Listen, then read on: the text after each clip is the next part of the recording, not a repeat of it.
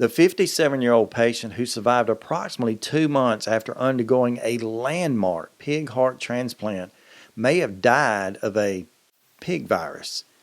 Hit the subscribe button and the bell notification to become part of the Transplant Helper community. You may remember my video back in January when I reported that David Bennett, a handyman who suffered from heart failure, had underwent a highly experimental surgery at the University of Maryland Medical Center in which doctors transplanted a genetically modified pig heart into him. Now, shortly after undergoing the surgery, referred to as xenotransplantation, David Bennett died back in March, and the hospital simply said, quote, his condition had worsened over the span of a few days, but it did not provide an exact cause of death. However, last month, Bennett's transplant surgeon, Dr. Bartley Griffith, revealed that pig's heart had been infected with a porcine virus known as porcine cytomegalovirus, which we might refer to as CMV, and that it may have contributed to Bennett's death. Also during the webinar hosted by the American Society of Transplantation, which took place back on April 20th, Dr. Griffith described the virus and the doctor's attempts to treat it by saying, quote, we were beginning to learn why he passed on.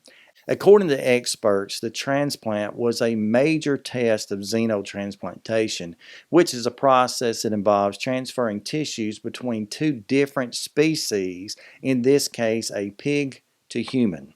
Dr. Griffin also said during the webinar that if this was an infection, it could likely be prevented in the future, which I happen to see as good news.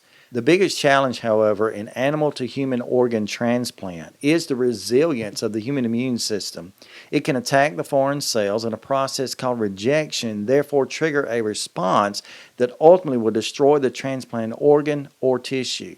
As a result, companies have been biologically engineering pigs by removing or adding various genes to help protect their tissues from potential attacks. The heart used in David Bennett's case came from a pig that underwent 10 gene modifications carried out by Revicor, a biotechnological company that does research and development of these things. Despite worries that xenotransplantation could potentially trigger a pandemic if viruses were to adapt within the human body and spread to others, experts believe that this specific type of virus that Bennett's donor heart became infected with is not capable of infecting human cells. Also, according to Jay Fisherman, a specialist in transplant infections at Massachusetts General Hospital, there is, quote, no risk to humans, that is, of it spreading to others, but rather the concern stems from the ability of the porcine cytomegalovirus to trigger reactions that can damage and destroy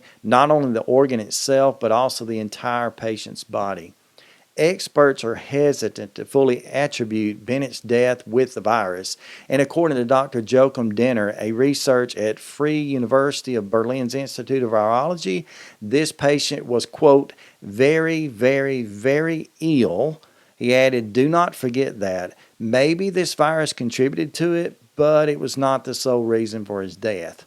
2 years ago, Denner had led a study in which researchers had reported that the pig hearts transplanted into baboons lasted only several weeks if they contained this porcine cytomegalovirus. But, on the other hand, hearts that were free from this infection were able to survive for over 6 months. Shortly after Bennett's surgery, Dr. Griffin and his team had frequently monitored his recovery through various blood tests and such, and during one of these tests, doctors did examine the presence of what they thought potentially could be the porcine cytomegalovirus, which they in turn called a little blip on the radar. However, at the time, because the levels were so low, doctors assumed that the result could even be an error and maybe that he was not even infected at all. During the webinar, Dr. Griffith also revealed that because the special blood tests needed to make this discovery took approximately 10 days to carry out, the doctors were unable to know that this virus was already beginning to multiply so rapidly. As a result, this may have triggered a reaction that Dr. Griffith now believes was likely a cytokine explosion, which is another way of saying a storm that exaggerated the immune system that can cause serious issues. Unfortunately, on the 43rd day of the experiments, doctors discovered that Bennett was breathing, had become labored, and he was warm to the touch, hence running a fever, a sign of infection. And Dr. Griffin said that he, quote, looked really funky and that something had happened to him. He looked infected, adding that he lost his attention and wouldn't talk to us. In attempts to fight Bennett's infection while keeping his immune system under control, doctors provided him with intravenous immunoglobulin therapy, aka IVG treatments, which they hoped would help. In the beginning, it seemed that Bennett was responding to the treatments, but after about 24 hours, his condition worsened again, leaving doctors extremely concerned. Dr. Griffin also said during the webinar, quote, I personally suspect he developed a capillary leak in response to his inflammatory explosion and that his heart filled with edema or fluid, and the edema turned into a fibric type of tissue, and he went into severe, unreversible diastolic failure. So this is basically all I found in the webinar and other articles. Perhaps more information will be released at some point. Now, I do have a question for you, and that is, do you feel that this experiment was a success? Personally, I do. Personally, I believe that anything that even potentially gives an opportunity for more organs being available in the future to those of us who need them most, I think that's a plus within itself.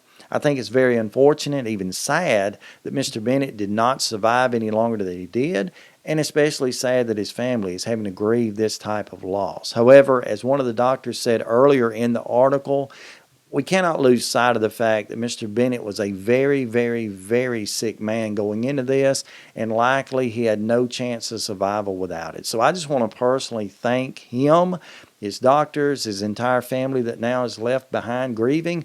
I want to thank everybody involved in this for at least making the attempt to make progress in this direction so that potentially one day we won't be awaiting organs as we are now. Maybe there'll be better treatments for failures themselves and we'll be able to deal with that. Maybe there'll be treatments that'll lead to, our own organs being healed in some way so that we don't have to deal with this. But even if the need for transplant continues, perhaps through this experiment and others like it, progress will be made so that there will be more organ availability, whether it be through animal, in this case, xenotransplantation, or other means. Perhaps this will lead to something that can make a huge difference in the future. So I don't believe at all this has been a failure. Again, I think it's been very tragic and unfortunate that Mr. Bennett passed away. But at the same time, I'm thankful that these types of experiments exist and that progress continues to be made in a direction which can hopefully one day give us what we need in life to have more opportunities to survive as transplant recipients. So I would invite your comments in the comment section below. Let me know what you think about this. Do you feel like this has been a success or not? Give some of your reasons. And we can continue to talk about this later. But until next time, stay stronger, friends.